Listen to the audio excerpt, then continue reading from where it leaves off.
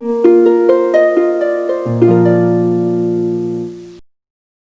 Everyone, इस video में हम कवर करने वाले हैं क्लास 6 साइंस है number 12 electricity and circuits. Right, तो शुरू करते हैं हमारा chapter electricity and circuits. Electricity is one of the best inventions of science. Electricity का इन्वेंशन साइंस की one of the best invention है। हम इमेजिन भी नहीं कर सकते कि अगर इलेक्ट्रिसिटी नहीं होती तो हमारा क्या होता।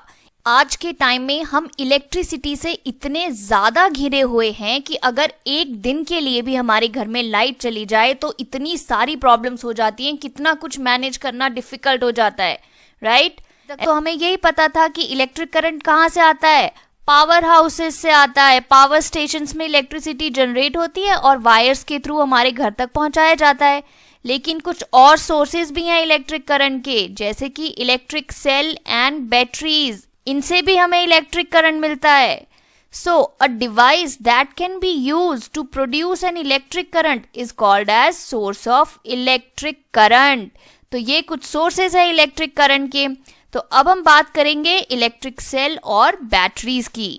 ओके, तो समझ में आ गया ना कि इलेक्ट्रिक सेल और बैटरीज जो होती हैं वो इन अप्लायंसेस को क्या प्रोवाइड करा रही हैं, इलेक्ट्रिक करंट प्रोवाइड करा रही हैं। और इसी इलेक्ट्रिक करंट मिलने से ये सारे अप्लायंसेस जो हैं वो काम करते हैं। आप टॉर्च को जला सकते हैं, कैमरे में फोटोग्राफ्स खींच सकते हैं, रिमोट कंट्रोल से अपना एसी ऑन कर सकते हैं, टीवी ऑन कर सकते हैं, आपका रेडियोस काम करते हैं, कैलकुलेटर्स काम करते हैं। ओके, कैसे, इलेक्ट्रिक सेल्स एंड बैटरीज से जो इन अप्लायंसेस को प्रोवाइड करती हैं इलेक्ट्रिक करंट। तो चलिए अब इलेक्ट्रिक सेल के बारे में थोड़ा डिटेल में बात कर लेते हैं। An electric cell helps in operating devices. हमने अभी देखा इलेक्ट्रिक सेल को हम यूज करते हैं बहुत सारे डिवाइसेस को ऑपरेट करने के लिए। It is use to generate electricity. Electric cell is a source of electricity, right, ये हमने पढ़ लिया। अब इसके कुछ यूजेस देखते हैं। Electricity to the bulb in a torch is provided by electric cell. हम टॉर्च में यूज करते हैं इलेक्ट्रिक सेल को, उसी से बल्ब जो है वो ग्लो करता है। इसके अलावा भी इलेक्ट्रिक सेल्स को हम अलार्म क्लॉक्स में, रिस्ट वॉचेस में, रेडियोज में, कैमराज में, हमारे टॉयज में और भी बहुत सारे डिवाइसेस में यूज करते हैं, राइट। ओके, तो अगर आपने इलेक्ट्रिक सेल को ध्यान से देखा होगा तो it has a small metal cap on one side and a metal disc on the other side. यहाँ देखिए, इस तरह की मेटल कैप होती है एक तरफ और दूसरी तरफ इस तरह की मेटल डिस्क होती है, फ्लैट डिस्क होती है।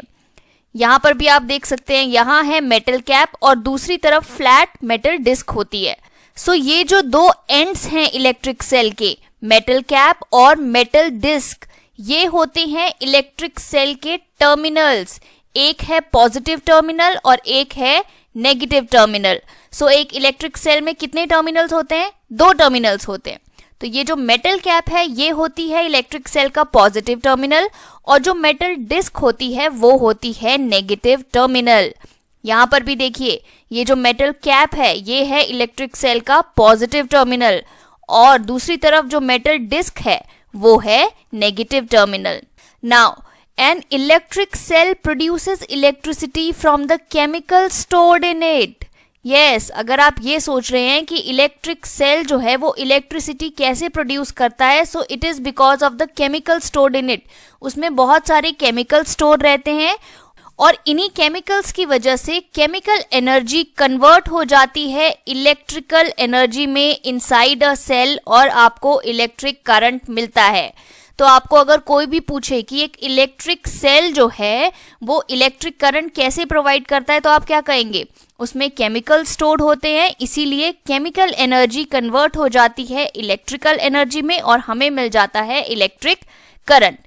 तो जब ये सारे केमिकल्स एक इलेक्ट्रिक सेल के अंदर जो भी केमिकल्स है वो यूज हो जाते हैं, खत्म हो जाते हैं, तो क्या होगा, आपका इलेक्ट्रिक सेल जो है वो काम करना बंद कर देगा और तब आप अपनी टॉर्च में, अपने टॉयज में, अपने रिमोट्स में नया सेल डालते हैं।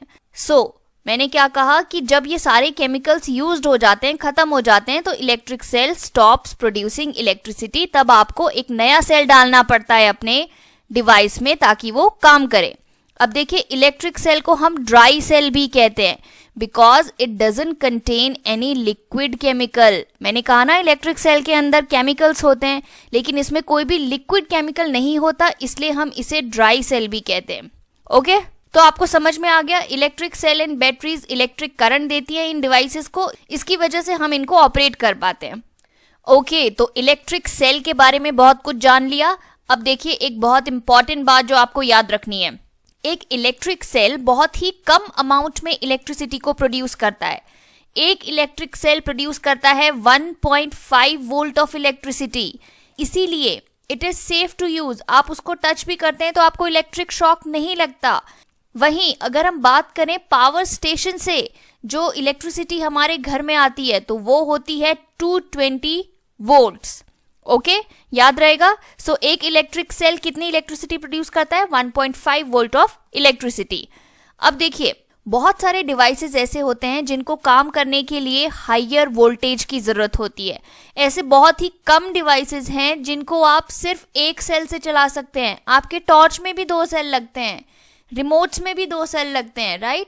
क्योंकि एक सेल से सिर्फ 1.5 वोल्ट मिलती है और मैक्सिमम डिवाइसेस ऐसे होते हैं जिनको इससे ज़्यादा वोल्टेज चाहिए काम करने के लिए। तो अब अगर ज़्यादा वोल्टेज चाहिए तो क्या करें?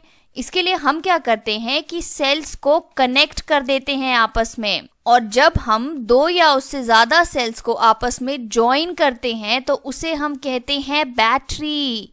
जी हाँ, यही डिफरेंस है सेल और बैटरी में। अगर एक है तो सेल है, अगर आपने 2 या 2 से ज्यादा कनेक्ट कर दी तो वो बन गई बैटरी। यहाँ देखिए ये एक बैटरी है 2 सेल की, ये एक बैटरी है 4 सेल की। अब इसमें जो बात ध्यान रखनी है वो ये कि हमेशा एक सेल का पॉजिटिव टर्मिनल दूसरे सेल के नेगेटिव टर्मिनल से कनेक्ट होना चाहिए। यहाँ देखिए एक सेल का पॉजिटिव टर्मिनल दूसरे सेल के नेगेटिव टर्मिनल से कनेक्ट हो रहा है, राइट? ऐसा नहीं करना है कि आप इस तरह से ज्वाइन करें कि दोनों सेम टर्मिनल आपस में जुड़े, जैसे नेगेटिव नेगेटिव साथ हो जाएं, पॉजिटिव पॉजिटिव साथ हो जाएं। इसीलिए आपने ऑब्जर्व किया होगा कई बार आप अपने रिमोट्स में, टीवी के रिमोट्स में जैसे सेल डालते हैं पर फिर भी टीवी का रिमोट काम नहीं करता। क्यों नहीं करता? क्योंकि आप टर्मिनल्स गलत लगा देते हैं। तो हमेशा एक सेल का पॉजिटिव टर्मिनल दूसरे सेल के नेगेटिव टर्मिनल से कनेक्टेड होना चाहिए, तभी आपकी बैटरी जो है वो काम करेगी। अब बैटरी का क्या यूज है? जब आप इस तरह से सेल्स को ज्वाइन करके बैटरी बनाते हैं तो वो आपको प्रोवाइड कराती है हायर वोल्टेज, और उस वजह से आप उन डिवाइसेस को ऑपरेट कर पाते हैं जिनको ज्यादा वोल्टेज चाहिए काम करने के लिए। ओके, समझ में आ गया? बैटरी और सेल के बीच में डिफरेंस समझ में आ गया।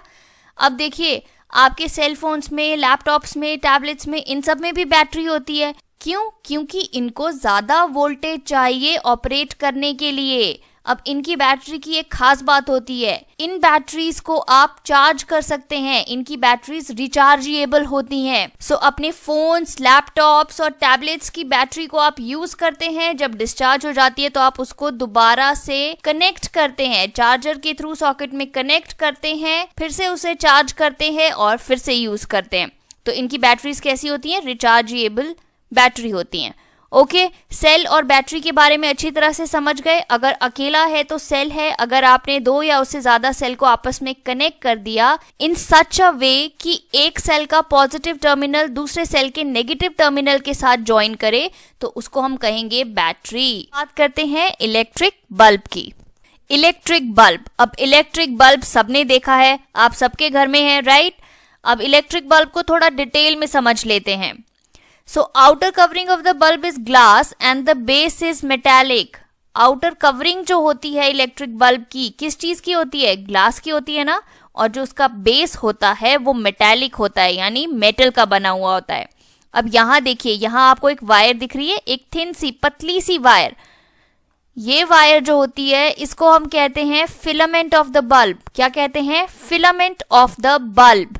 और यही वो पार्ट है बल्ब का जिससे लाइट प्रोड्यूस होती है।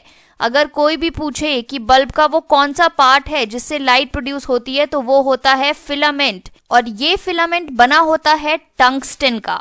ओके, आपको ये सब याद रखना है। Whenever an electric current goes through the filament glows.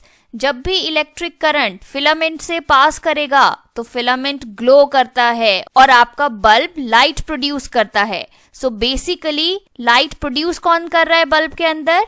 Filament कर रहा है। और फिलामेंट किस चीज का बना होता है? टंगस्टन का बना होता है। याद रहेगा? चलिए आगे देखते हैं। So the filament is attach to 2 wires. इस फिलामेंट के दोनों तरफ ऐसी मोटी मोटी 2 वायर्स होती हैं, ठीक है। अब इनमें से एक wire is connected to the metal case at the base of the bulb. यहां देख लेते हैं, ये है फिलामेंट और ये है वो 2 वायर्स जिससे ये फिलामेंट कनेक्टेड है, ये 2 थिक वायर्स। तो इनमें से एक wire is connected to the metal case at the base of the bulb, यहां जैसे कनेक्टेड होती है, ठीक है। और जो दूसरी वायर होती है that is connected to the metal tip at the centre of the base. जो दूसरी वायर है वो यहां जैसे इस मेटल टिप पर कनेक्टेड होती है, ठीक है। सो ये जो बेस ऑफ द बल्ब है और metal tip of the base है, ये हैं बल्ब के 2 टर्मिनल्स। कौन कौन से? एक ये और एक ये। जैसे हमने इलेक्ट्रिक सेल के टर्मिनल्स के बारे में बात की थी, पॉजिटिव और नेगेटिव, इसी तरह से ये 2 हैं बल्ब के 2 terminals. These 2 terminals are fixed in such a way that they do not touch each other. इनको इस तरह से फिक्स किया जाता है कि ये दोनों आपस में कांटेक्ट में ना आए, एक दूसरे को टच ना करें। देखिए एक छोटा सा एक्सपेरिमेंट करके देखते हैं और एक इलेक्ट्रिक सेल से एक टॉर्च बल्ब को हम जलाकर देखते हैं, ठीक है। अब हमने क्या किया, एक इलेक्ट्रिक सेल लिया, उसके एक टर्मिनल से एक वायर को कनेक्ट किया और दूसरे टर्मिनल से एक और वायर को कनेक्ट किया। ये पॉजिटिव टर्मिनल है और ये नेगेटिव टर्मिनल है, राइट, हमने पढ़ा था। अब उसी तरह से हमारे पास ये टॉर्च बल्ब भी है, इसमें भी हमने एक टर्मिनल से एक वायर को कनेक्ट किया और दूसरे टर्मिनल से एक वायर को कनेक्ट किया। हमने अभी अभी पढ़ा था ना, एक टर्मिनल यहां होता है और एक टर्मिनल यहां जैसे होता है बल्ब का। अब हम क्या करेंगे, इस इलेक्ट्रिक सेल से इस बल्ब को कनेक्ट करेंगे थ्रू दीज वायर्स। आपने इन वायर्स के थ्रू इनको कनेक्ट कर दिया। अब होगा क्या, इन वायर्स के थ्रू इलेक्ट्रिक करंट फ्लो करेगा और आपका बल्ब जो है वो ग्लो करेगा। हमें पता है ना कि इलेक्ट्रिक सेल जो है वो इलेक्ट्रिक करंट जनरेट करता है, हमको इलेक्ट्रिक करंट प्रोवाइड कराता है। सो जब हमने इलेक्ट्रिक सेल के एक टर्मिनल से बल्ब के एक टर्मिनल को कनेक्ट किया थ्रू वायर्स और इलेक्ट्रिक सेल के दूसरे टर्मिनल से बल्ब के दूसरे टर्मिनल को कनेक्ट किया, तो क्या होगा, electric current will flow through the wires. Electric cell से जो करंट जनरेट होगा वो इन वायर्स के थ्रू इस बल्ब तक पहुंचेगा, बल्ब के फिलामेंट तक पहुंचेगा और आपका फिलामेंट ग्लो करेगा, बल्ब ग्लो करेगा, राइट। हमने पढ़ा था कि एक इलेक्ट्रिक सेल जो है वो सिर्फ 1.5 वोल्ट ऑफ इलेक्ट्रिसिटी प्रोड्यूस कर सकता है, smaller amount of electricity produce करता है, राइट। सो एक इलेक्ट्रिक सेल से आप टॉर्च का बल्ब तो जला सकते हैं, लेकिन जो बल्ब आप घर में यूज करते हैं वो नहीं जला सकते, उसको हायर वोल्टेज चाहिए होती है। ओके, सो यहाँ जो हम ये बल्ब देख रहे हैं ये हम टॉर्च बल्ब की बात कर रहे हैं। ओके, ऑलराइट गाइस, तो अगर आप इलेक्ट्रिक बल्ब के बारे में सब कुछ समझ गए तो ये है आपके लिए एक MCQ. Dash is the part of the bulb that produces light. Yes, it is the filament. Filament जो है वो प्रोड्यूस करता है लाइट, ये है बल्ब का फिलामेंट। एक और देख लेते हैं, filament of a bulb is made up of, yes, it is made up of tungsten. The filament is made up of tungsten.